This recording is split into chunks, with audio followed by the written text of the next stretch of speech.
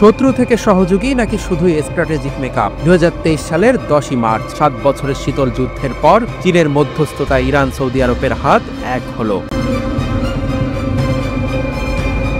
কিন্তু এই ঐতিহাসিক হ্যান্ডশেকটি আসলে বিস্ফোরণের আগের নিস্তব্ধতা। সত্যি মধ্যপ্রাচ্যে শান্তির নতুন ভোর। গাজা থেকে ইয়েমেন, সিরিয়া থেকে লেবানন, অস্থিরতা এখন উত্তাপ ছড়াচ্ছে। ট্রাম্পের ফিরে আসা, ইসরায়েলের হামলা, হুতিদের বিদ্রোহ, এই সম্পর্কের ভিত্তি কি বালির বাঁধ? আগুনের নিচে লুকানো ম্যাগমা, সুসম্পর্কের নাটকীয় পটভূমি। সৌদি আরবের লক্ষ্য কি? ইরানের পারমাণবিক অস্ত্র তৈরির পথ রোধ করা। কিন্তু ইরানের সর্বোচ্চ নেতা খামেনি স্পষ্ট করে দিয়েছেন, যুক্তরাষ্ট্রের সাথে আলোচনা বুদ্ধিমানের কাজ নয়। ট্রাম্পের ছায়ায় ডিপ্লোমেসি থিয়েটার। সৌদি আরব কি এখন ট্রাম্প ইরানের মধ্যে মধ্যস্থতা করতে চায়? কিন্তু ট্রাম্পের গাজা দখল পরিকল্পনা সৌদি ইসরায়েল স্বাভাবিকরণে বাধা। ভারতীয় থিঙ্ক ট্যাঙ্ক নজার রিসার্চ ফাউন্ডেশন তেহরান এবং রিয়াদের মধ্যে সম্পর্কের উন্নয়ন এই অঞ্চলের সবচেয়ে গুরুত্বপূর্ণ ঘটনাগুলোর মধ্যে কি বলে মনে করে এবং বিশ্বাস করে যে ইরান এবং সৌদি আরবের মধ্যে সম্পর্ক এত জটিল যে এটি কেবল একটি স্বল্পমেয়াদী কৌশল হতে পারে না।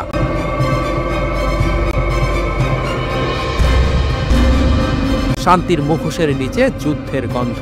গাজা, লেবাননে ইরান সমর্থিত গোষ্ঠীগুলো ইসরায়েলের হামলায় কি দুর্বল? সিরিয়ায় আসাদ পতনের পর ইরানের প্রভাব সংকুচিত।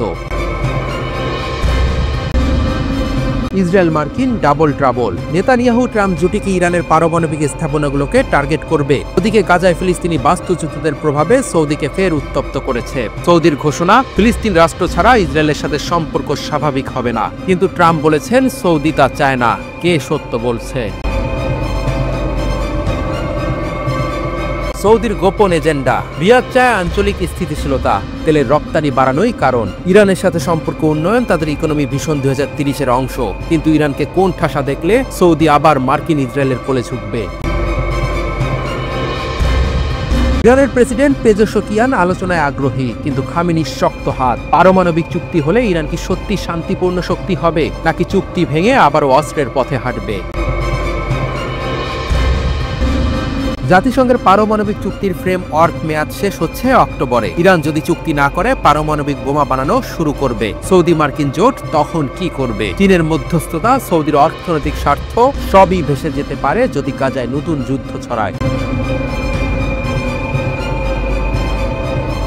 ইসরায়েলের প্রধানমন্ত্রী নেতানিয়াহু এবং মার্কিন প্রেসিডেন্ট ট্রাম্প সবসময় ইরানের বিরুদ্ধে কঠোর অবস্থান নিয়েছেন। তাদের এই নীতির কারণে সৌদি আরবের জন্য একটি বড় উদ্বেগ তৈরি হয়েছে। এতে করে রিয়াদকে অনেক কিছু ভেবে সিদ্ধান্ত নিতে হচ্ছে। সৌদি আরব চাইছে না যে আমেরিকা, ইসরায়েল এবং ইরানের মধ্যকার তীব্র উত্তেজনার মাঝে সে জড়িয়ে পড়ুক। এই পরিস্থিতি শুধু ইরান ও সৌদি আরবের সম্পর্ককেই নয়, বরং ইরান ও উপসাগরীয় দেশগুলোর সম্পর্কে বড় ধরনের প্রভাব ফেলতে পারে। এতে পুরো অঞ্চলের রাজনীতি আরো চাপের মুখে পড়বে।